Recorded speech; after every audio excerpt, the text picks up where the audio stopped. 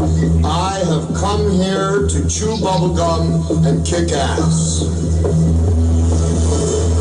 And I'm all about bubblegum. You want answers? I think I'm entitled. You want answers? I want the truth. You can't handle the truth.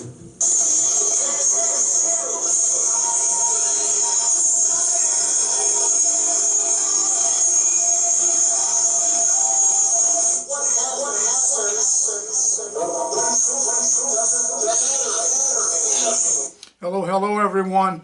Welcome to another episode of The Outsiders. We took a few weeks off. I had to take care of some business. I had some serious business I had to take care of, legal matters, etc.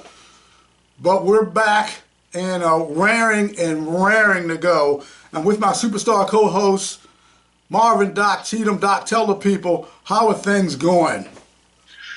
Well, all I can say, tie yourself down to your chair because we're going to get in some really good trouble today. That's exactly what we're going to do. We're going to get in some good trouble. We're going to talk about what's been going on here, contaminated soil business.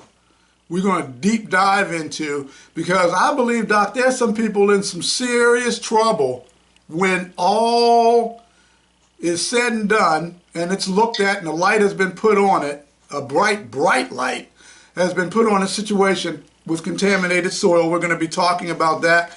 Doc is going to be heading up that topic, and of course we're going to go into what's going on with our Ravens, Orioles, talk about that a little bit, and situation going down in Georgia. Georgia always on my mind. Georgia on my mind. Yeah, there's a judge. Some call him Judge Suge Knight because he looks like Suge Knight. And Young Thug, a rapper, Young Thug, this guy's name. It's like 28 people, 23 people on trial or something crazy. Anyway, day 89 or 90 of this trial, Doc. We're going to talk about that and what's going on off the coast of Florida. These Russian nuke submarines just floating around off the coast of Florida. That's all. That's all. Because of what's going on in Ukraine. That's all. You know, everybody just don't worry about it. Everything will be okay. But I'm going to talk. I'm going to talk about that as well. And first of all, we're going to have Hanlon Improvement Association President Linda Batts will be on as well with our segment regarding the contaminated soil. And I want to say this first. I want to send this out. He was a friend, a fan of The Outsiders, and he passed away recently. A friend of ours, and my good buddies Roosevelt Johnson and others, friends of ours. And we want to send our condolences to the George Hawkins Jr. family and his partner, Ms. Karen. And he passed away recently. Big fan of the show. Got to know this guy. Came over to Shangri-La. I call it my backyard for my cookouts. Met this guy, really nice, class guy, and he passed away. So condolences to his family. So I wanted to send that out. Let's get into the Baltimore Orioles. And it's odd what's going on because I'm born and raised in Baltimore. Born and raised Baltimore boy. My mom's from Philadelphia, and my wife's from New York. And oddly enough, these three teams are the best teams in baseball, Doc. Baltimore Orioles at 40. Coming here this weekend. Yeah, Philly. They're 46-21. So they got they're the second best team. The best team just happens to be those daggone money will take care of buying you anything, including a baseball team. We just buy the best players from other teams. Best team money can buy. Best team money can buy, the Yankees. They're at 700. What's scary is this guy, Judge. I think Judge might break his home run record. Aaron Judge, well, we'll see. We'll see what's going to happen. I'm still rooting for my Orioles. They are a strong team. I mean, they look good. They won. I think they've won like 8 in a row or something like that. 6. 6 in a row. So, go O's. And the Ravens started their mini camp, mandatory mini camp. And what got me is, of course, Lamar's there, looked good, and then you got Derrick Henry. I had a bad dream about Derrick Henry getting injured during mini camp and missing the whole season. Don't say that. Don't say that. It was a nightmare. I'm like, what? Yeah, that's a nightmare, all right. Anyway, just a dream, but a nightmare. But the mini camp started, and Kyle Hamilton, our Pro Bowl safety, he had surgery recently, so he's going to be out a few weeks. When I first heard that, my heart dropped. Oh, you got to be kidding, because you need Kyle Hamilton. In order to go all the way, I'm telling the Ravens this, you need an offensive line, which they're working on. I don't know what Harbaugh's doing. You should have had that line together. That offensive line should have been together. He's still piecemealing it. But you need Kyle Hamilton.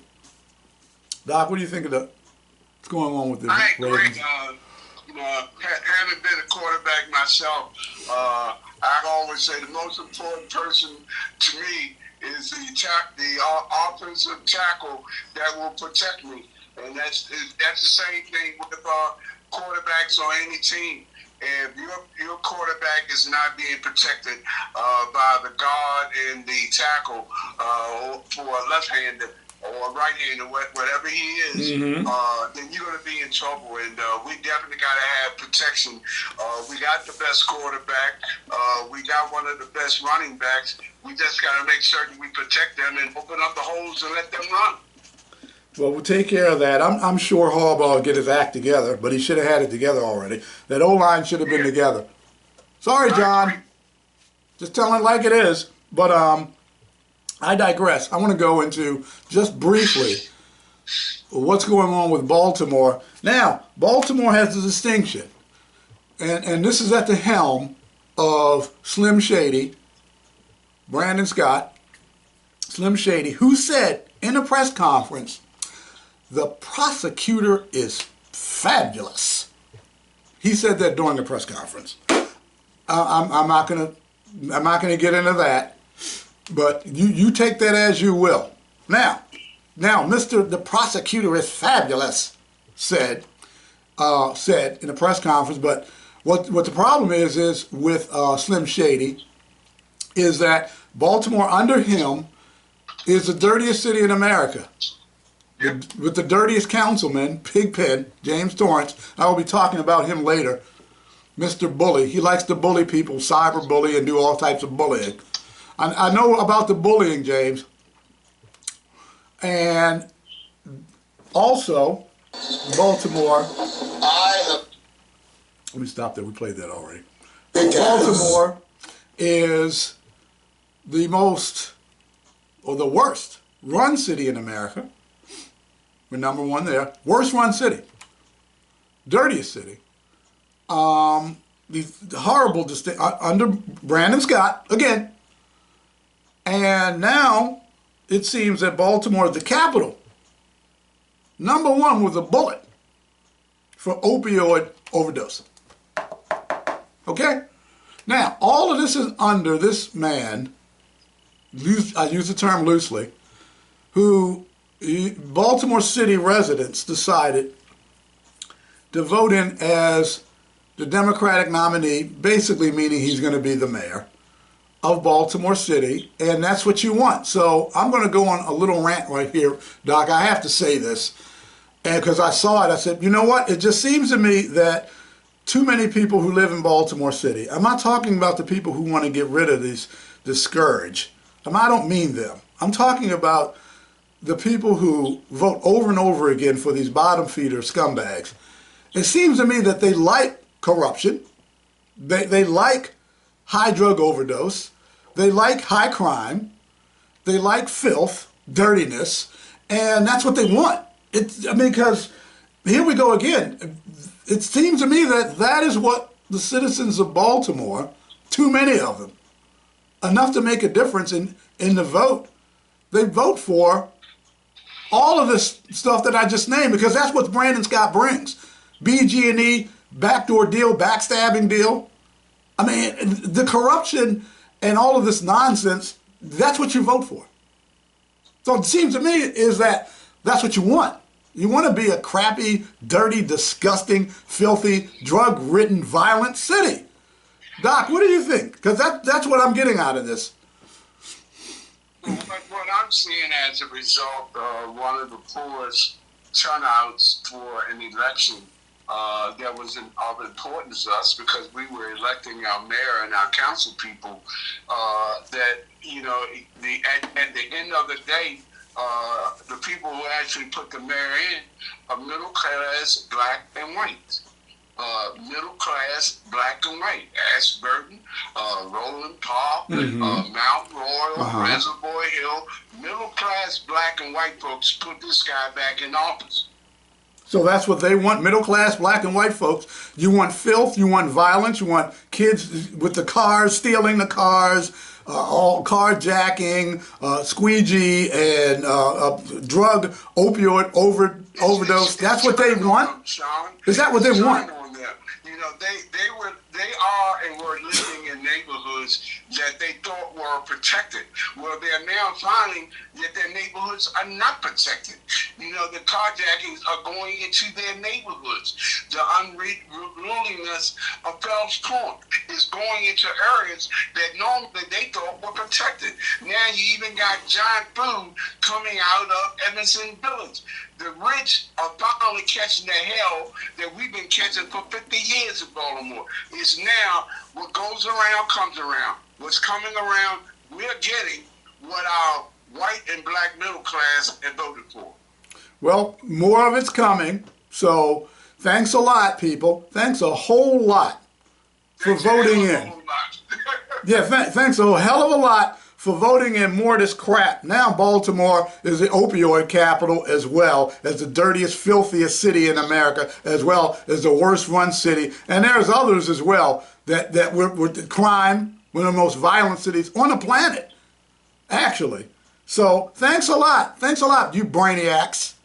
That really appreciate that. Now we got to deal with this jag-off for another 4 years unless something happens. I've been getting wind. I can't talk about it. But I get inside information like you'll never believe. But let's see if he makes the full 4 years. I'll leave it at that. I want to play this clip. There's a judge in Georgia who got caught with his britches down. I'll explain. Let me play this, and this will explain exactly what's going on with this Judge Glanville, Judge Suge Knight is his nickname on the internet.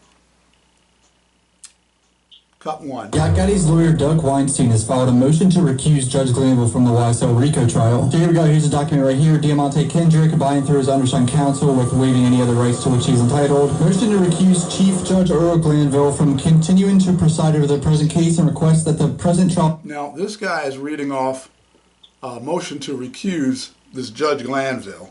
He's kind of speaking fast, but it'll all explain itself. Let me go on. Be temporarily halted until the present motion is heard by another judge. Consistent with uniform rules of superior courts of the state of Georgia, state the following. It is vital to the functioning of the courts that the public believe in the absolute integrity and impartiality of its judges, and judicial recusal serves as a linchpin for the underlying proposition that a court should be fair and impartial. Waited in the courtroom between 8:30 a.m. to 11 a.m. Glanville finally took the bench and announced that Copeland was prepared to testify. Ryan Steele, counsel for defendant Mr. Williams, inquired with the court as to the delay and what occurred prior to Chief Judge Glanville taking the bench. His inquiry was not accepted. Unknown to any of the member of defense waiting during this period of time, upon information and belief, an ex-parte meeting was held in Chief Glanville's chambers on June 10th between... Yeah, an ex-parte meeting. That's where it's basically the judge's meeting with the defense and prosecution to go over parts of the trial, whatever's come up, whatever there's a reason to go over this ex-parte meeting. Now, what happened is, in Georgia, this judge had an ex-parte meeting without the defense and with the witness who was sworn in. Oh, ouch. And he met with the DA's office without the defense. not supposed to do that. Let me continue. Judge ADA Love, ADA Hilton, and other members of Fulton County District Attorney's Office, deputy sworn witness Kenneth Copeland, and Copeland's attorney. No member of defense counsel was present at this ex parte meeting, despite the subject matter of the meeting being a critical phase of the trial. Judge Glanville or member of court staff did not make any member of defense counsel aware of the ex parte conversation before the meeting was held, during the ex parte meeting, or after. Copeland then stated that she would not prosecute sworn witness if he were to lie on the stand. Copeland also stated to ADA Hilton that he would testify that he killed John. Yeah. The prosecutor said that, told the sworn witness, hey, if you get on the stand and lie, I'm not going to prosecute you. Let me continue. Jonathan Thomas Jr. And this Donovan Thomas Jr. murder is a big part of the case that they're pinning it on someone else in the courtroom, Shannon Stillwell. It's a giant part of the state's case to... How did you find out about any of that? Well, I'm disturbed too. And the reason I'm asking you a question. How did you find out about it? Mr. Copeland. Now, this is what's going on in the courtroom. This is Judge Glanville and Attorney Steele, who's the defense attorney for this rapper, Young Thug, I believe. Anyway, he's the attorney. They're going back and forth. So take a listen to this exchange. He made statements that he admitted to killing Donovan Thomas. And don't take my notes. No. Take Mr. Steele in the custody, please. No way, dude. You're watching a part of history right now. Okay. I believe that the court has put him in that position. No, he purchased himself. That's civil. He's not getting that civil. That's civil. Respectfully, I would... The Young Thug YSL RICO trial is spiraling out of control. Now, this judge held the defense attorney in contempt. This is what happened. The defense attorney, Steele, finds out that there's an ex parte meeting without him, and the judge meets with the DA's personnel, attorneys, and the sworn-in witness, and somebody squealed on the judge. And the judge is upset, so the judge deflects and goes after the defense attorney who brings it up. Can you say corruption? Let me continue. Let me continue.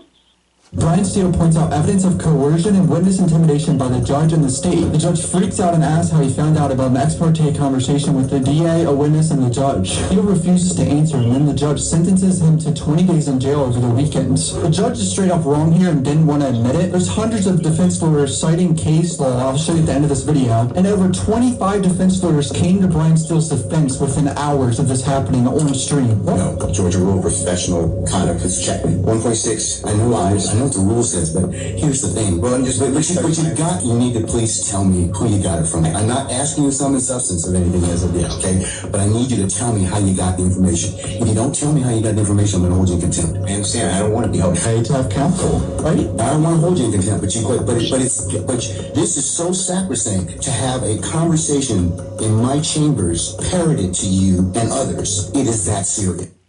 No, Judge, what's sacrosanct is that you knew it full well what you were doing when you had this ex parte meeting in your chambers without the defense and with a sworn witness and using coercion to get this witness to testify, assisting the DA's office.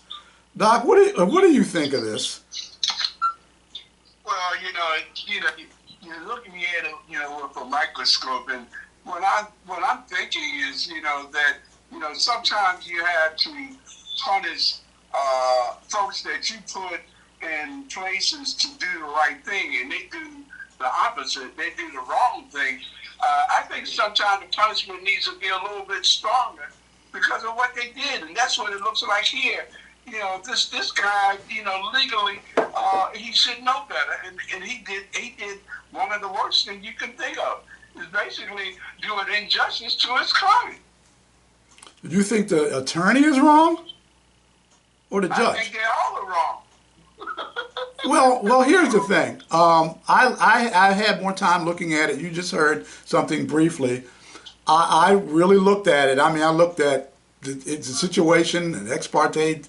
Looked that up legally. It looks. I've been playing a lawyer for the last month. It feels like. I'm not going to get into why, but the situation is this. The attorney is correct. There were 25 attorneys who showed up.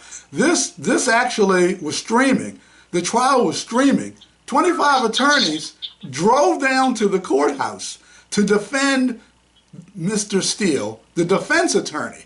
They went to defend him, and actually, I think Ashley Merchant, who is Trump's attorney in Georgia with that case, she defended him, rightfully so, because the judge, you cannot do that.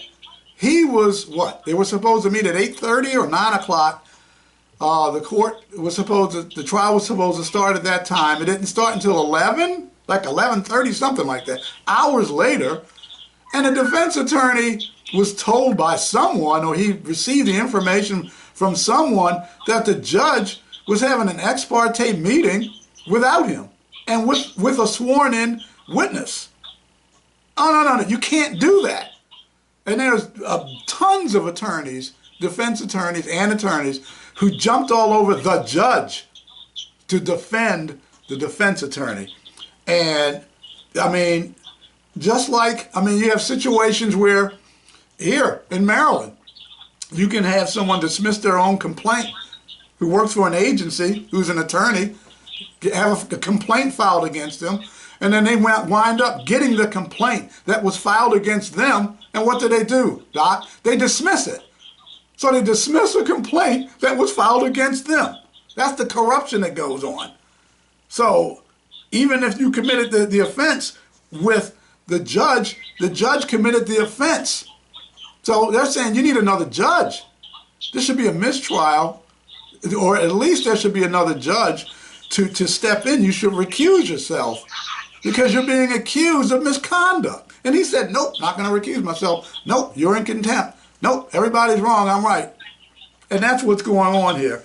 And it's a daggone shame that sort of thing continues to happen, malfeasance, where folks who are in the judiciary, folks who do things like this, and this judge just happened to get caught with his britches down. He got caught, straight up, and now he's upset.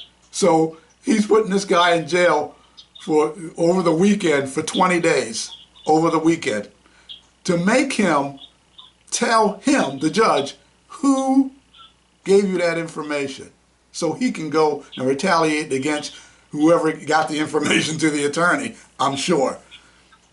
Doc, what, this situation, but this kind of thing goes on all the time. This guy just happened to get caught, where you have certain folks finagling with others, which they shouldn't be doing, in order to take away the proper due process and the civil rights of, I guess in this case, is a young thug. He's getting railroaded by the judge down in Georgia. So this sort of thing does happen, and I want to talk about it because this is hot, Doc. This is hot all over the internet. The attorneys are talking about it all over the country. I think all over the world. And everybody's watching this case to see what happens. And I'll be watching as well to see what happens. And I guess on that note, it's about time to call Miss Linda Batts, because we have to get in. We're going to deep dive, folks. And I know Doc is chomping at the bit. We're going to deep dive this soil issue. The soil being moved around all over the city. Contaminated, dust flying all over the place, this type of craziness going on. So we're going to get into that. So I want to go ahead, and I got to get her number. I'm going to give Miss Linda a call. So let me go ahead and get her queued up. Linda Batts, Hanlon Improvement Association. Okay, here we go, making a call. This is going to be quite illuminating. Contaminated soil. Jeff Abel, Fox 45, did do a news story on this as well. We're going to play that. We got Linda on. Hi, Linda. Hi, how are you? Fine, fine. Doc's on, of course. Good evening, lady. Hi, Dr. How are you? I woke up. It's a good day. Absolutely. Now, I feel the same way. Now, what's going on with this contaminated soil in Hanlon Park? I believe there's a mindset that's taking place that's been in this city for a long, long time. And I believe this mindset, I believe this clip I'm going to play explains the mindset of those who are in power in the city. Let me go ahead and cue this up. This explains the mindset. I also don't believe in drugs. For years I paid my people extra so they wouldn't do that kind of business. Somebody comes to them and says, I have powders. If you put up $3,000, $4,000 investment, we can make $50,000 distributing. So they can't resist. I want to control it as a business, to keep it respectable. Yeah, this is the scene from The Godfather. Let me finish. I don't want it near schools. I don't want it close to children. That's an infamy. My city, we would keep the traffic in the dark people, the colored. They're animals anyway, so let them move their souls. Yeah, they're animals anyway. Keep them with the colors, the darkies. You know what? Take this contaminated trash, filth, dirt, and pile it up. You know what? Put it with the darkies, the colors. Just put it around them. I mean, you know, they don't have any soul. Who cares? Who gives a rip if you've got chromium hexavit soil contaminated? Who really cares if they're around those folks? Doc, what do you... Could you tell everyone what's going on with this contaminated soil and these trucks? Well, let's not put the emphasis on contaminated. Let's put emphasis on the fact that you took dirt out of a middle-class black neighborhood and put it in a poor black neighborhood. You know, it could be contaminated and not contaminated. The fact that you even did it, and then the mayor's denying all culpability, he ain't know nothing about it. But damn it, Mayor, you signed the document. You approved it. And now you saying you don't know nothing about it. But you had 4 of your employees call me on a daily basis to make certain it was being done as best they could under the circumstances. Joan Pratt, the controller, she's been very apologetic during the whole time because she knows. She was on that board of estimates just like you were, Bernard Jack Young, and Joan Pratt, and also Brandon Scott was the president of the city council. All of you signed off on a document that took dirt from a middle-class black park and you dumped it in a poor black neighborhood. Give it to the niggas. And now Jack Young is acting like he don't know anything about it. But what? damn it, you were the mayor. What does he mean he doesn't know anything about it? I don't know. Wait. I don't understand it. What does he mean he doesn't know anything about it? He's denying culpability. All I do is sign stuff. Well, you're the one who signed off on it. If your employee said you were paying, didn't tell you what was going on, it's been 6 or 7 years. You still don't know what's going on? Wow, that's... Jack Young, that's probably why you're not mayor now. Wow. Okay, Linda, what do you know of the situation?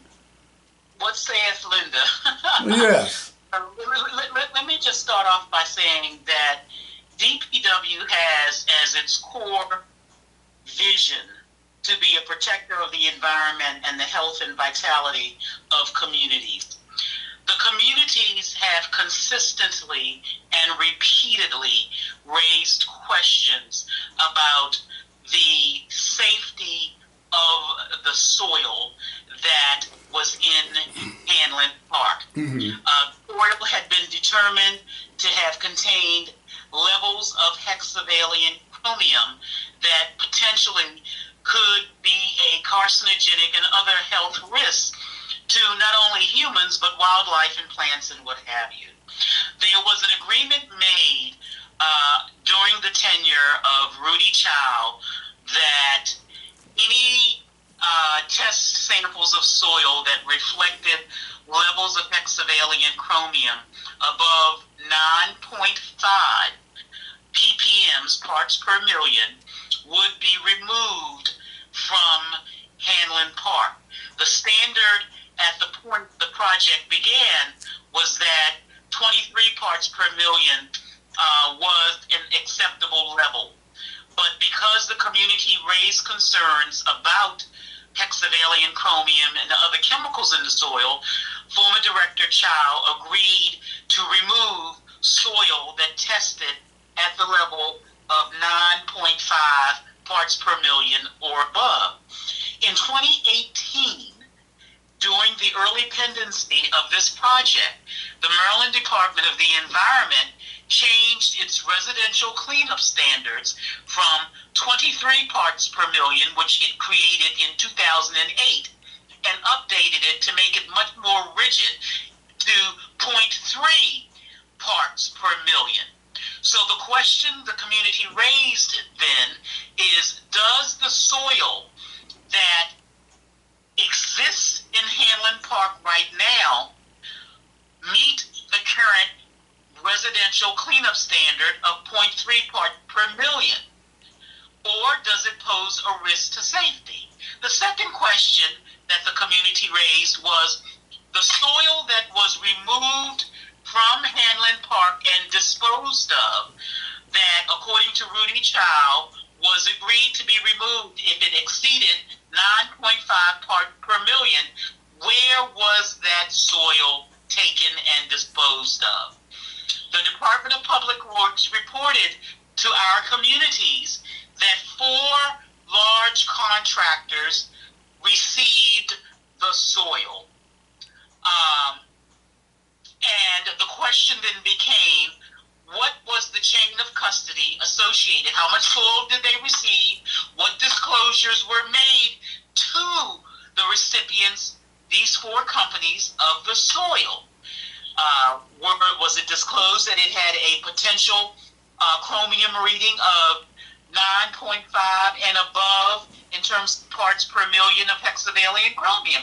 It's important to know, because this soil could potentially be soil that winds up in other locations and spaces where humans, wildlife, and plants could potentially be at risk.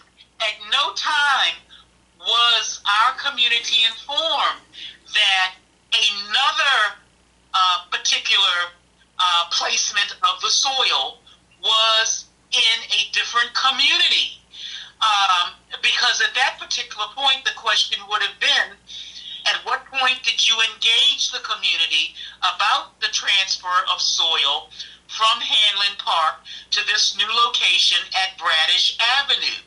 We were never told that in the Hanlon and abutting communities that were trying to be officious stewards of safeguarding the park. And so when we learned that this, at least soil, had been transferred to the 1300 block of Bradish Avenue, we were absolutely... Mind you, we that live in the 1300 block were never told. The only people that were told were the folks from Hanlon. Our neighborhood was not told this. Well, and the point that I'm trying to make clear, Doc, is that the folks from Hanlon weren't told that soil was transferred to the 1300 block of Bradish. We were told that the soil was transferred to Flanagan, Beatrice Properties, Potts and Callahan and Chevy Chase, I believe, in Potts and Callahan and Gwynns Falls. Those were the 4 companies that we were told were recipients of the soil. We were never told that deposits were being made in another community. Well, Linda, let me do our this. first question would have been, at what point did you engage the community, meet with the community, inform the community about this transfer and the attendant risk? Linda. In order for this soil to have been transferred, permits would have had to been pulled through the Department of Housing and Community Development. Linda. And other agencies would have had to have known. Linda. And so, Hello. did they play Linda. in educating and ensuring that the communities were informed? Linda, let me We're not talking together. We're just talking one at a time. No, let me do this, because this is very important, because I have an audience, and I'm trying to feel what they're thinking right now, listening to this. So you're saying all this, and it's okay, we're going through, what happened in the stages where it got there, but here's an extremely important part. What are the health effects? Now let's get into it. It's hexavalent chromium. Yes, there were hexavalent chromium was found in the soil. That's a fact. Now here are the effects so people can know. Adverse health effects associated with hexavalent chromium exposure, and they include asthma, eye irritation and damage, perforated eardrums, respiratory irritation, kidney damage, liver damage, pulmonary congestion and edema, upper abdominal pain, nose irritation and damage, respiratory cancer, skin irritation, and erosion of the teeth. Discoloration sounds. Those are the effects of hexavalent chromium. Let's listen to the people who got affected by it. You know, we're concerned about the people who lost their dirt, but what about the people that got the dirt? And we're saying we first contacted the mayor. We then contacted the controller. The mayor was Bernard Jack Young. The controller was Joan Pratt. The president of the council was Brandon Scott. And then we started calling folks in the area. We called the president of Ashburton. God rest his soul. He's dead now. But he said, "Oh no, Doc, that dirt that y'all getting is coming from Drew Hill Park." But God rest his soul, brother, but you lie like hell. Then let's look at Belinda Conaway, who lives directly across the street. You sure do. Hilton and Liberty Heights. Directly across. She said, "Oh Lord, no, it did not happen. We didn't do that." Let's talk about one of the big minority contractors in the state of Maryland who lives in that area. Guess what his response was? "Where else do you want us to put the dirt?" You know, we had people over people. The only thing that I can even hear now, the folks are concerned that it get out of their neighborhood, but they're not concerned about what it did to the neighborhood that got it. Well, hold on just a second. This is what I want to do. I want to play, because I want to give them credit. I give credit where credit is due. If someone does something that I think is just stupid or wrong, then I'm going to call you out. But if someone does something or a news agency does something that is the right thing, I'm going to give them that kudos. So I want to give Jeff Abel and Fox 45 their kudos. Let me play this. Wait. You're going a little too fast here. How did Jeff and Fox 45 know about it? Well, I was going to get Doc, you're jumping a route. You're jumping my route. I have that plan. I'm going to talk about that. I'm going to go over that. Talk about what everybody else did that didn't have anything to do with it, but you're not talking about those of us who did it. Fox 45 didn't know a damn thing about this until I gave it to them. I know that. I'm going to go over that. It's been 5 years. How come Ashburn didn't tell them what happened? Let me do this. Because Doc jumped my route. I had all that planned. But let's do it before I play. Doc Cheatham came to the Outsiders with that. We've been talking about this, over a year, Doc? We've been talking about this soil contamination. I went there finally to see it for myself, took the pictures, did the videos, and we talked about this. And Doc Cheatham, to his credit, put this on the map so people can know what was going on. The Outsiders, to our credit, put it out there on our podcast and when we were with WMEG Online Radio to let people know that there is contaminated dirt in this location. Huge mounds full of it. Stories high, and that is true. But since it's hit mainstream, I want to go ahead and play the story that aired last night so the folks can hear as well. Residents in Baltimore's Rosemont community are... Okay, what was that, Linda? I want to add something to it. At the point that a number of community leaders found out about it, the Friends of Winds Falls Parkway asked EPA to intervene and determine whether or not the soil that was transferred, in fact, what the levels were of chemicals in the soil, number one, and to determine whether or not the proper standards had been taken to move that soil from one space to another space. And that basically means, community engagement, having the communities understand what the risk is. Even if the soil is found to be within safe levels. The point that Doc raises is wrong, is absolutely correct. It is an environmental injustice to have mountains high, full of soil, placed in a community that is not tarped, that becomes airborne, that continues to serve as an eyesore and a detriment to further marginalize a community that is already depressed. That is not acceptable. No, it's and so not. there are two questions that need to be addressed. Whether the soil in and of itself is safe, and that requires additional testing. And the second is, what, if any, remediation is due to the community members who had this imposed upon them without their will and without their consent and without their knowledge. Well, here's the thing. Okay, this testing business, and I'm going to play this clip. Oh, okay, this testing, I'm going to play this clip. Okay, now this testing business, I had an issue with because, okay, they're doing their test. I see it. In 2018, shortly following excavation in Hanlon Park, reports surfaced regarding the presence of hexavalent chromium among with other metals in the soil that singularly and collectively pose a public health safety threat to the community, so on, so on. I have a report. I'm reading it. But the thing is this, okay, they're testing it. There should be a third party outside of these numbnuts testing the soil to make sure, maybe even two other sources outside to test the soil, not them. Now let me go ahead and play this. Wait, hold on, let me play. Let me be clear. The integrity of any process where the public trust has been breached would necessitate using outside sources. Exactly. That's my. Would potentially include chemical testing companies as well as perhaps academia. Exactly. Proctors from the community present when the soil samples are lifted. Okay, well that. Let's add one additional thing, because we have not seen any evidence that the test that they did was the test from Baker Street. We know they took a test of the soil that was coming from Hanlon Park, but how come the community was not advised when and if they ever did a testing of Baker Street? Yeah, because they don't want to. The test was for Hanlon. They did not do a test of the dirt that they brought us. Exactly, that was my point. Yeah, that was my point.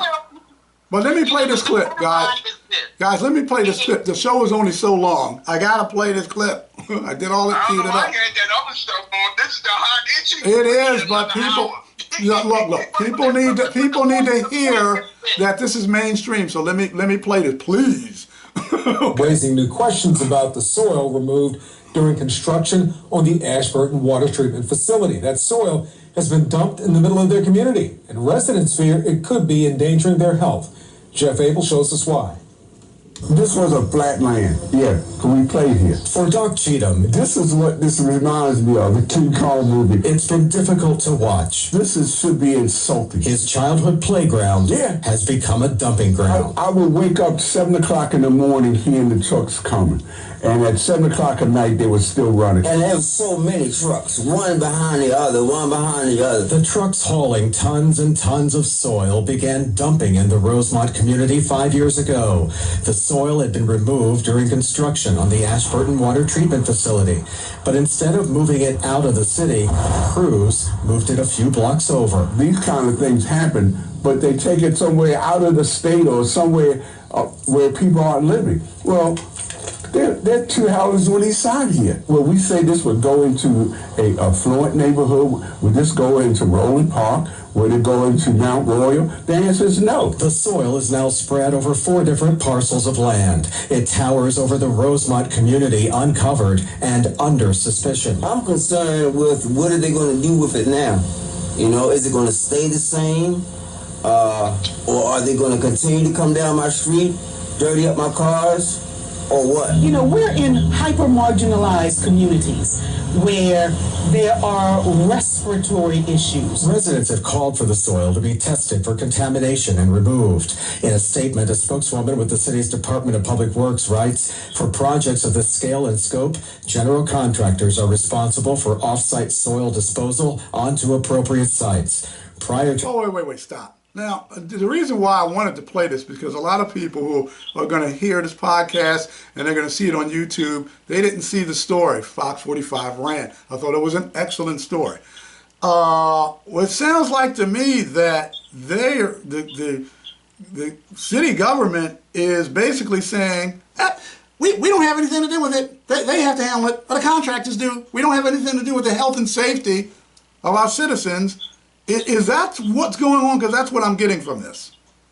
Listen, DPW is the project manager for the Ashburton Tank project.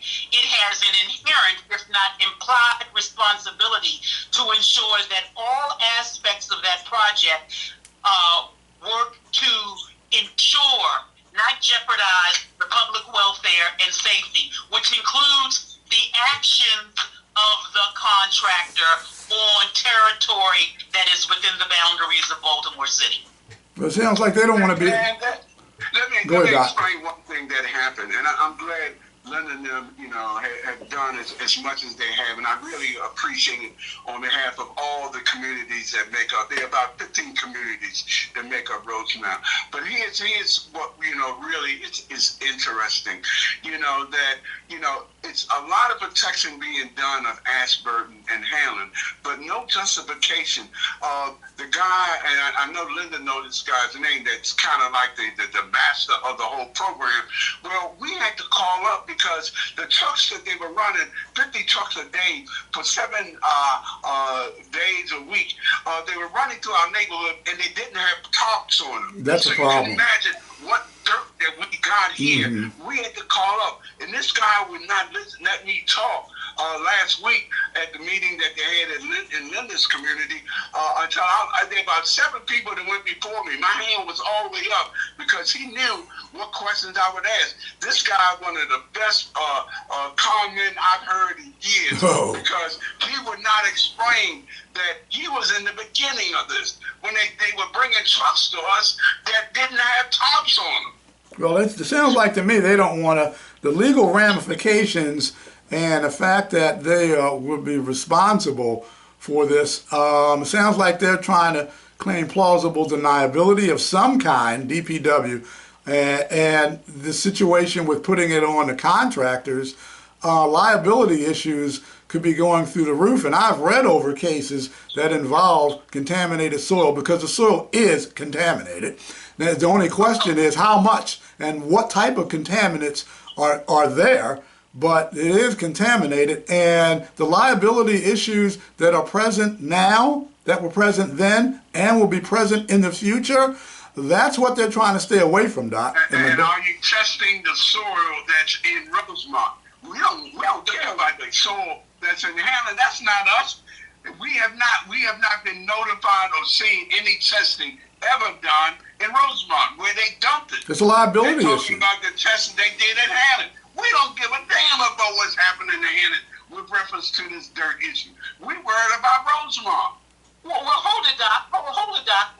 We're concerned about the soil testing levels in Hanlon because one of the commitments Director Chow made was to have ongoing testing of the soil during the pendency of the project. So we're not only concerned about the soil testing in Hanlon as stewards of the communities that are affected. We're also concerned about the soil testing in the 1300 block of Radish Avenue. And all I have to simply, I want to clarify one thing. The gentleman, Mr. Oliver, was not the project manager with this, with the Ashburton Tank project at inception. He came on much later, but nonetheless. Listen, let's stop right there. There's some things that I know much better than you do. He is the one that I talked to on the phone and said that he would put tops on it. So when we started getting the dirt, he was in charge of the trucks coming here. And who was that again? Okay. And what is his name? I called him up because we thought it was coming from P. Flanagan. And what is the guy's name? Volunteered to come and clean our streets, but he said, Doc, it's not coming from us. It's coming from Hanlon. So I talked to that guy. He said, well, I will make certain that all the trucks had tops on them. He was there when we started getting the dirt. Well, what's his name? Who's that? Who's the guy who said he's going to put the tarps on the truck because the trucks were uncovered. It did happen. The tarps did come on the truck. Okay, but we were taking pictures. 7 out of 10, every truck that came, and we were getting 50 trucks an hour. They did not. 7 out of 10 did not have tops on them, and then we end up getting tops on them because I'm not the top directly to him. And who's him? What's his name? At that point. What is the man? What is the gentleman's name? Did you say Mr. Oliver? The man who was at the meeting at the Ashburton filtration plant, speaking on behalf of DPW, was Mr. Oliver, Okay. along with Mr. Brenton and a number of other officials working. Yeah, I've seen their names. Oliver's a black guy. He's a black guy. Correct. But the bottom line Okay. is this. The communities have raised concerns. It appears They should be that concerned. their concerns have not been addressed. So what are the appropriate next steps? Who is actually responsible for answering the question? Is it the Maryland Department of the Environment at the state level to come in and basically address the issue of the soil testing in on Bradish Avenue, as well as the current soil testing state in Hanlon Park? And the second thing is, what is the plan to rid the 1300 block of Bradish Avenue of this mountainous status of soil in their community that is absolutely providing no benefit to the community? What's the impact and what is the solution? No, a benefit, and I'm getting tongue-tied. It's not that it's not causing a benefit. It's the fact that you have soil that has some type of contamination. That is a detriment. That is a major detriment and health issue. I think the point that I'm trying to make, Sean, is this. Test the soil, get rid of it. Develop a strategy in concert with the affected community to deal with their issue. They need to know first whether or not the soil is safe or unsafe. Regardless of the outcome of that, the soil needs to be moved because it is providing no intrinsic benefit to the community. And in fact, the community is asserting that it is further marginalizing them in terms of their thing. So something has to be done. Well, here's the thing. Okay. Y'all wouldn't just believe one of their trucks are coming up, just went up the street. One of their trucks. Is it full of dirt? The top is on it. Okay, so it's full of something. I'll tell you what. Okay. We don't think it ever stopped. We think they have significantly decreased. But we think that now that it's coming up in Hanlon Park, rightfully so. I hadn't heard a damn thing from Ashburn, but Hanlon, rightfully so, is joining in us screaming about this. We think that they are now coming back to try to get rid of whatever contaminated dirt in the same location. Well, here's the thing. There's no accident that I'm sitting here on my front porch and I just saw one of their trucks go by with the tarp on it. And the only place he's going to Bradish. Okay, well, here's the thing. Okay, this is my opinion. This is my professional opinion of my years and years and years of experience. They're not going to test. They're going to have to be forced somehow to test, whether it's a courtroom, a judge, something to test. They're not going to test because you have, like I keep saying, and I will keep saying it, it's liability issues. The reason why they're doing things or not doing things is because of liability issues. So if you expect for them to go in there and test that soil at Bradish after they done lugged it through the city with tarps uncovered, and it's been sitting there for I don't know how long it's been sitting there, and you expect that they're going to go test that, and then the liability issues that would come out of that, and if they did, another point is they would be doing the testing. You don't want that. You want a third party to test. So they're going to duck and dodge and do everything they can. I don't care how much y'all scream and holler, as you rightfully should do and keep doing. it's going to come down to a legal matter. You're going to have to take these people to court. They're not going to do any of this because of liability issues. See, that's where you and I have to disagree. That we are paying people, and they're called city council people. Do I understand that? Mayor, they're called controller, they're called president of the city council. We are paying them. And we're saying Bernard Jack Young, yes, you were in the past, but you got some guilt on this because you're the one who evidently signed the document. And we're saying that I have now enough help that I can fight this, that I could not fight it well during the time that I had a stroke. But I don't have the stroke reminiscences now. I can raise holy hell. I can get in good trouble. So I'm saying to the incoming elected officials, and yes, we send it to the new incoming president of the council. We're saying past and present, members of the city council, mayor, and controller, y'all need to all pick up this ball because we should be suing you, and you should be suing the company that you hired. Yeah, that's where it's going to go. That's my call on it. I've seen this stuff too many times. That's where it's going to go. We're not giving our elected officials a pass. And you shouldn't. For Hanlon Park, but Ashburton, damn it, we ain't giving you a pass either because you ain't done a damn thing, Ashburton. Yeah, what is going on with Ashburton? Now that it happened. Oh, no, it did not happen. Well, it did happen. What's that all about? Why are they in denial? Why is that? They've been in denial since day one.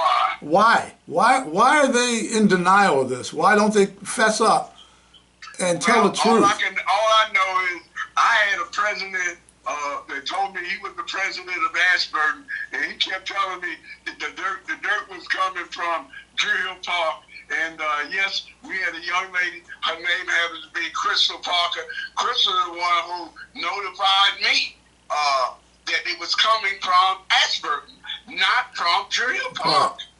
And then we videoed the trucks coming down Liberty Heights from Dukeland and then coming back to the Hilton in Liberty Heights, right across the street from Belinda Conaway. Directly across the street from her. And she said, oh, no, it's not happening. It's coming from Drew Hill Park. It's coming across the street from your damn house, woman. Wow. I mean, she's culpable. You know what? Do you still have that video, and does it show the trucks uncovered? We don't have to prove it. We got neighbors who live in that area, including we know that they're Mary and Linda and the former president of City Council. We all know that they now know that it came from Hanlon. Ain't no denial now.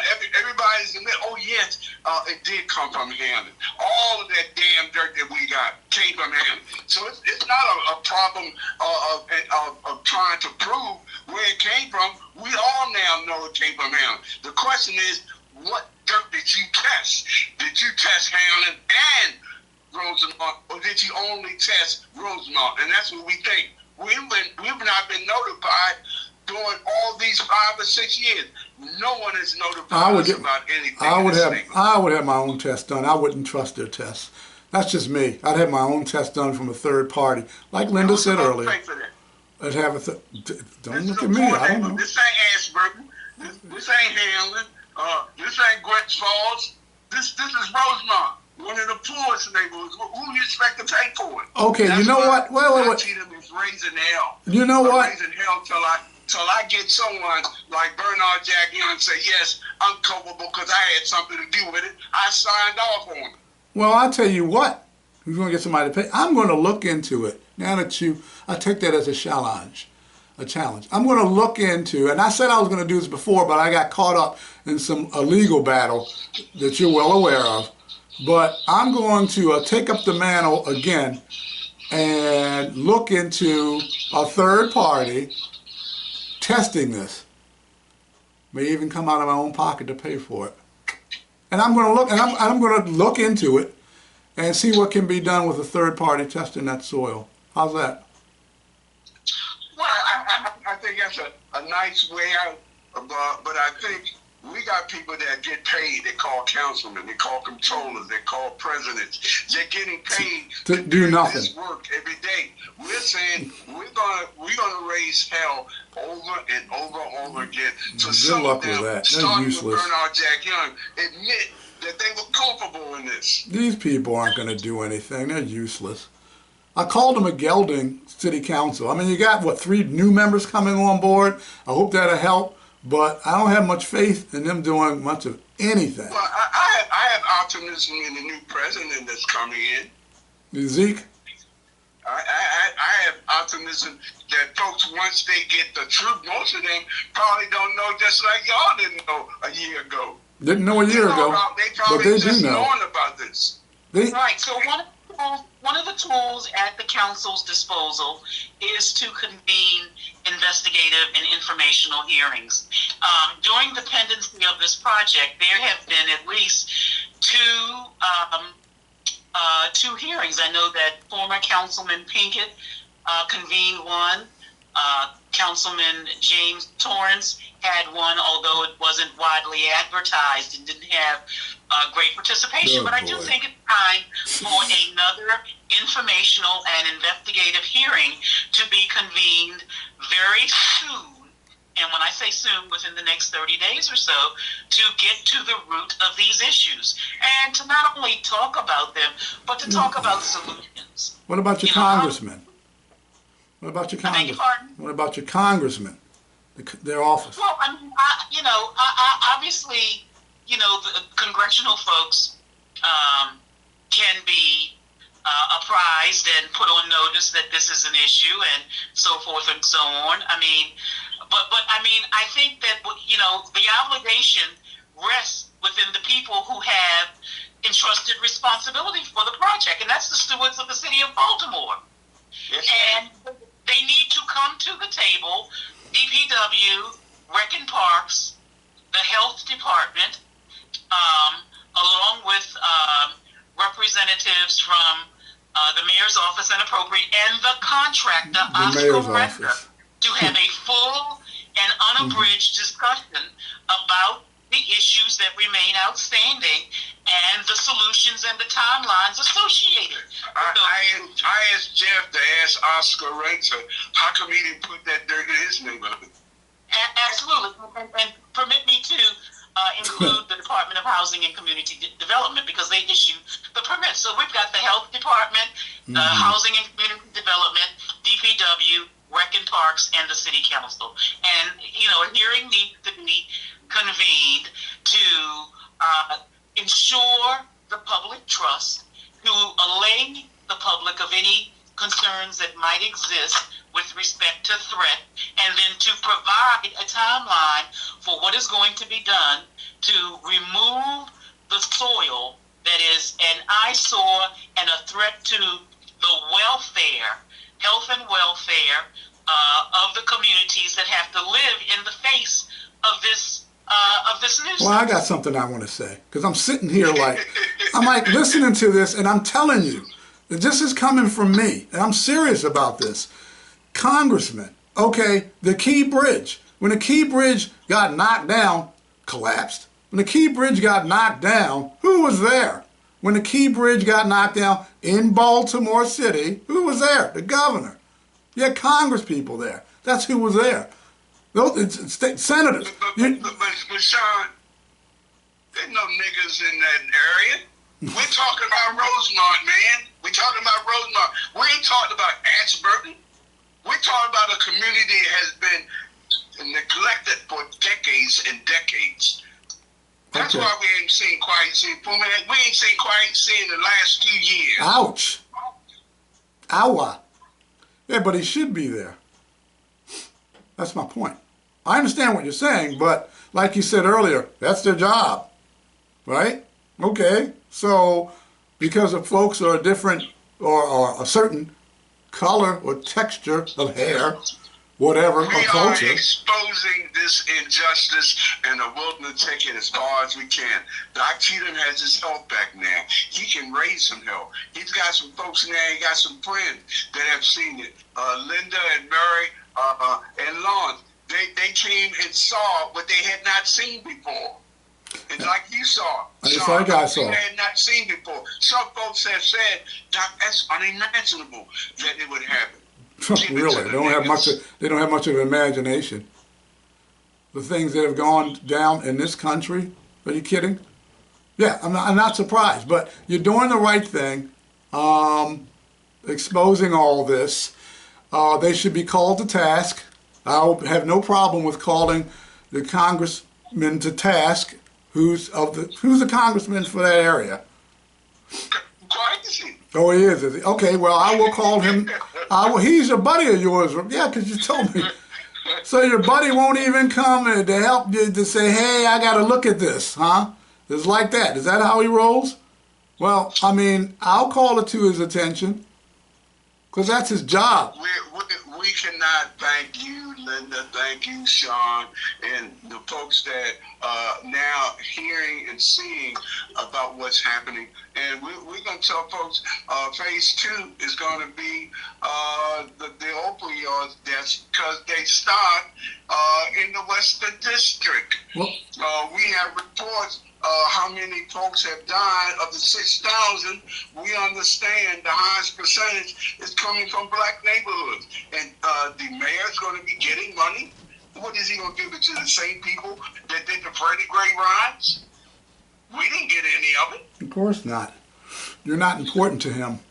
We're saying the next discussion needs to be a citywide discussion on the city of Baltimore being #1 in the entire United States with opioid deaths. I agree. And Linda, regarding, because we're going to talk about this subject continually, it's going to be a part of our show, as a matter of fact, this contaminated dirt issue, Bradish Avenue, what's going on, all that's going to be a part of the show, and we're going to keep pushing right along until this gets cleared up. And Linda, I want to give you the last word on this before we go to our next subject matter on the outsiders.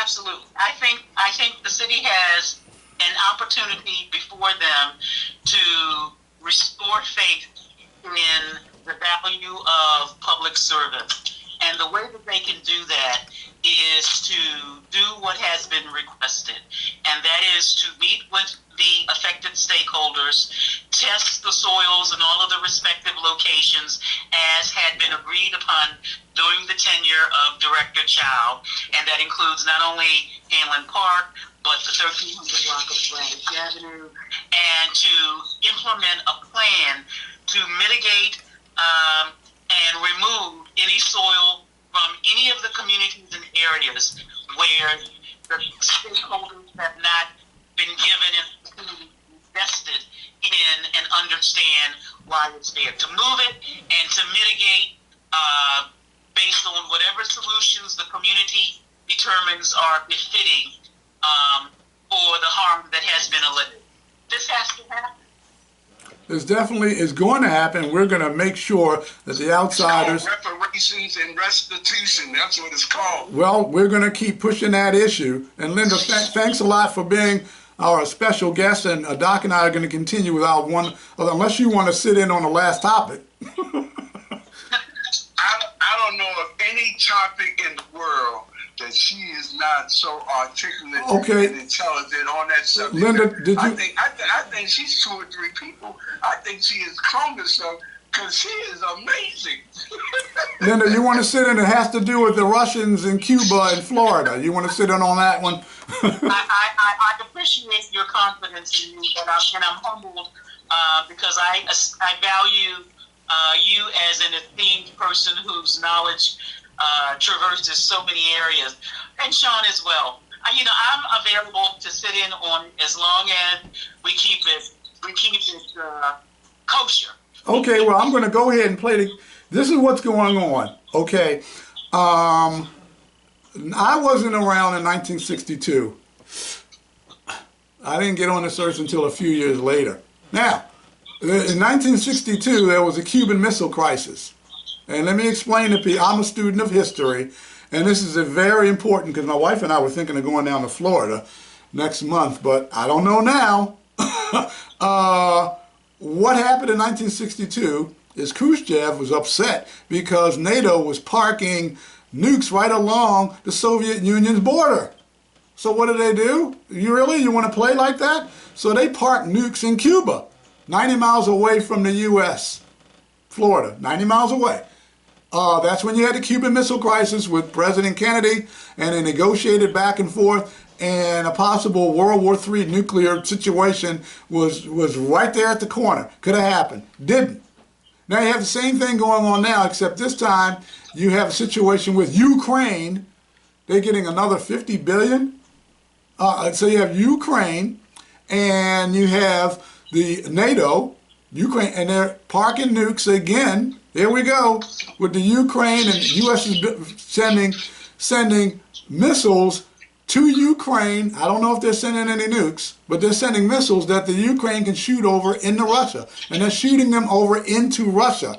That's what Biden has done. The dumbest, stupidest, dumbbell move you possibly can make. Now, Russia, Putin, says, oh, really? Here we go again, 1962, except it's 2024. Let me park some nukes right there at Florida. Let me take my flotilla and some nuclear subs and bring it down there. Now, let me explain something to you all. Okay, one of these nukes is called a zircon. A zircon? What is that? John, what's a zircon? Let me explain to you. It's a hypersonic nuclear device. Okay, it's hypersonic. It can go hypersonic. That means 3,800 to 4,000 miles an hour. You cannot knock it down. It has a 625-mile range. That's Florida, if you're in Cuba. And it takes just a few minutes to hit. Now, that's what's sitting, from what I'm getting, the information I'm getting, that the zircon is sitting right there. A little more information since you are a youngster. 62. We would practice once a week getting under our tables in the schools that we went to. We would practice getting under our tables because we were optimistic that we would not get bombed, and hopefully we got under the tables. We would not get bombed from the bombs coming from Cuba. That was 1962. I was 12 years old. Well, I wasn't around, but in 1972, 73-ish, 71, 70, when I was in school, we were doing the same thing, Doc. You had to get under the table, get under your desk, okay, because it was nuke drills. And then they would do that when we were I was in elementary school, we were doing it then. They were still doing that, Doc. Did you know that? They were still doing it then. I was in college. Yeah, but I was in elementary school, and they were still doing those drills back in the late 60s, early 70s. They were still doing those drills. So what's going on now is that you got the situation, huge mistake made, and I'm going to go ahead and play this clip just to let the folks know this is what's going on right now. This is what the Outsider is about. We inform people and let them know, hey, look, this is going on around you. Not only just in Baltimore, in the state of Maryland, but in the U.S. as well. Here we go. Let me cue this up. Okay. All right, good evening, folks. It's Enforcer Matt, and welcome back to another short war video. And today we have very big news off the coast of Florida that there's currently a Russian fleet of vessels making their way down the coast of Florida down to Cuba for some planned military exercises. And the U.S. military has brought out all of their surveillance aircraft and also ships to surveil that convoy while it makes its way down to that planned area. The big news making international headlines: a nuclear-powered Russian submarine and 3 Russian ships arrived in Cuba today. What are these warships doing so close to the United States? CBS's David Martin reports tonight from the Pentagon. Having passed just 30 miles off Florida, a 4-ship Russian flotilla pulled into Havana today, led by a warship and a submarine, both armed with guided missiles, and greeted by a 21-gun salute. A scene reminiscent out of the Cold War, and the message, well, it couldn't be any clearer. Yeah, 3 Russian warships and a nuclear-powered submarine arrived in Cuba a few hours ago. This is reminiscent of the Cold War. Russia has alarmed the West by deploying nuclear-capable submarines in America's backyard. This provocative action has heightened tensions, drawing parallels to the Cuban Missile Crisis of 1962. Here's why the West is to be equally blamed for inflaming the tensions. Represent a threat to the region. However, the strategic message Moscow is sending is clear and Azov, this unit would not be effective. So what the Biden administration has done is said, no, we're going to give weapons to these people. And it's not just them. It's now the Kraken Regiment, which is a Nazi regiment. It's the 67th Armored Regiment, which is a Nazi regiment. There's other units of that nature, where basically the surviving mobile reserve capacity of the Ukrainian armed forces is 100% Nazi. So, yes, ladies and gentlemen, you heard me right. A week after we celebrated the 80th anniversary of the D-Day invasion, where our American soldiers went over the beach to fight and destroy the Nazi scourge that had occupied France and pushed them back into Germany, fighting alongside our Soviet allies to accomplish the same mission. Yes, this America today is now deliberately providing weapons to units we know are Nazi affiliated. Now that was Scott Ritter. He's a former U.S. Marine Corps intelligence officer, United Nations Special Commission weapons inspector. This guy knows his stuff, and there are others saying the same thing. We're supplying basically Nazis in Ukraine with weapons so that they can fire into Russia. You do have a 1962 Cuban Missile Crisis situation, except this time they're not like hydrogen bombs and atomic bombs. No, we're talking nuclear bomb, Tulsa Bulba.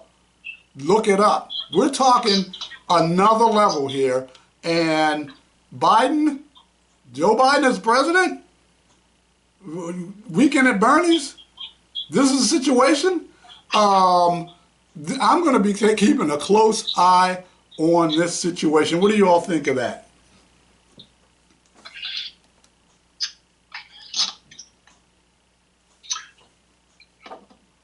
Don't rush to speak. Don't rush. Well, my feeling is this. I don't think we should be in Russia. I don't think we should be in Israel. We are suffering here in America. We're spending millions and billions of dollars, and folks are dying at age 65 of opioid deaths, and we're not even addressing the crime and violence happening in America, but we're helping everybody but us. Everybody but us. Yeah, a lot of money. We're not taking care of our own. Billions.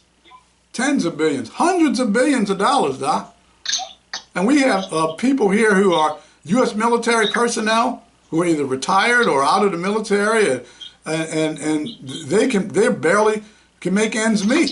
And the treatment of the military should be criminal. It should be criminal actions that we allow these folks to put their lives on the line for us, and we're not even taking care of them. And I don't know of any state that is properly taking care of their military. Well, we're taking care of the Ukraine's military, aren't we? We've sent them. Everybody but us. We're taking every. Well, on that note, because I'm going to be keeping an eye on this, and this situation that's going on, we have here with the contaminated dirt, and then you got nukes parked off of 90 miles off the coast of Florida, hypersonic nukes. Not just regular nukes, hypersonic. People don't understand. Google it, look it up, then you'll understand what that means. This situation. Pray, folks. That's all I got to say. Yeah, I wanted to add, Sean, okay, that I mean, you point out the contrast locally and dealing with the issue in terms of foreign relations. I mean, it just shows you whether you're local or whether you're going international, the scope of problems and challenges facing America and facing, many countries is just it's just very severe.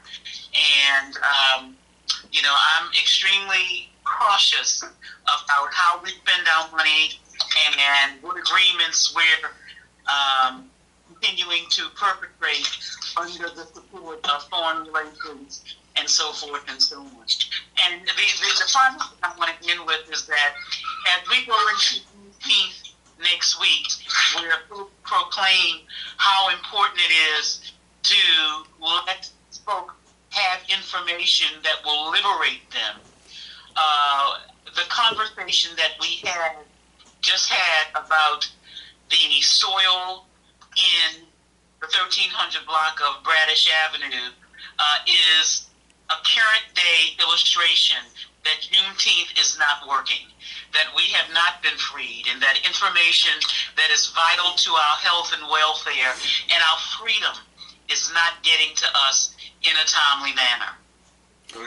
Well, what we have to do is, it's our freedom. We're U.S. citizens, we're sovereigns, and we have to be treated. We have the right to be treated, civil rights, human rights, to be treated just as good as anyone else in this country. No one else should be treated better. Everyone should be treated equally as U.S. citizens. Kwasi and Fume, get yourself, I'm trying to control myself, get yourself down to 1300 Bradish Avenue, congressmen, and do your job and protect the citizens that are underneath you. You are a United States congressman. And this is going on in your neighborhood, in your district, as a congressman, and you're not doing anything about it. Okay, so you're what? Angela Alsabrook, you're for her and you're doing all that. Okay, that's all well and dandy, but you need to do your job and get down to Bradish Avenue, Mr. Nfume, and straighten that mess out. That is in your backyard. That is on your watch that this is going on. And what you're doing by not going down there, if you know about it, because you will know about it, trust and believe, if you're not going down there, and I'm sure you do know about it, is a disgrace to have that going on, to have the contaminated soil dumped like that in that neighborhood, and you're not getting involved, and you're a U.S. congressman and you were voted in. Do your job, sir. Do your job. On that note, The Outsiders, another episode. We will be back next week, God willing, unless the rapture happens. Because I don't plan on being here if the rapture happens. Bye. Oh yeah. Happy Father's Day. Bye, and happy Father's Day, all. Rosh Hashanah is coming. Maybe the rapture will take place then. Jewish feast. But anyway, take care, all. Bye-bye.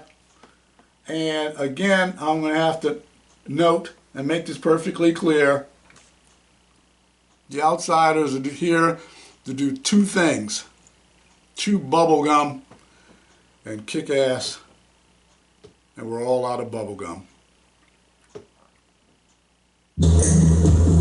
I have come here to chew bubble gum and kick ass. I'm all out of bubble gum. You want answers? I think I'm entitled. You want answers? I want the truth. You can't handle the truth.